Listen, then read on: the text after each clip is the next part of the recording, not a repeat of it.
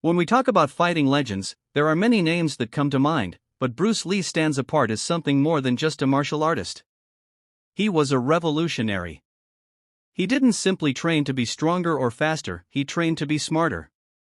While other fighters relied on raw power, repetitive techniques, or strict traditional styles, Bruce Lee developed a fighting strategy that was adaptable, efficient, and ahead of its time.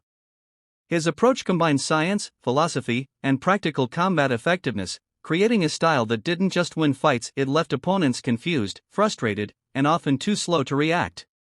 This strategy was not born overnight, it came from years of observation, experimentation, and the mindset of a man who refused to be bound by limitations. Before Bruce Lee became a Hollywood icon, he was already testing his skills on the streets of Hong Kong, in friendly challenge matches, and against fighters from all styles. From these encounters, he discovered a truth that would shape his entire philosophy: the person who controls the rhythm, distance, and timing of a fight controls the fight itself. This was the seed of the fighting strategy that would make him a legend. Today, we will break down exactly how he thought, trained, and executed this master plan so that by the end of this video, you will understand not only what made him unbeatable but also how you can apply parts of his strategy to your own training.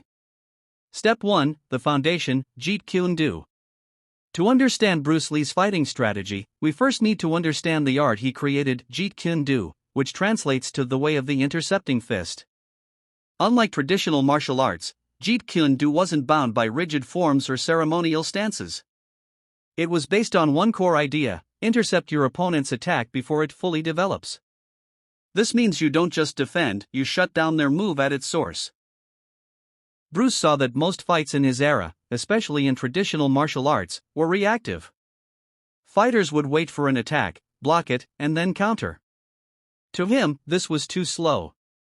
Instead, he aimed to act during the tiny moment when an opponent was preparing to attack, before the punch or kick was fully committed.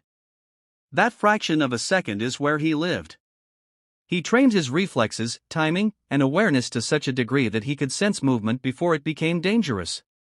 The intercepting concept also meant being unpredictable. Bruce didn't rely on one type of attack. Sometimes it was a jab, other times a stop kick, or even a quick sidestep followed by a devastating counter. His goal was to make his opponent hesitate, and once hesitation crept in, he would dominate. Step 2. The Science of Distance. One of the most overlooked elements of Bruce Lee's strategy was his mastery of distance. In fighting, distance isn't just about how far away you are. It's about being in the perfect range to hit your opponent while staying out of their reach. Bruce Brock.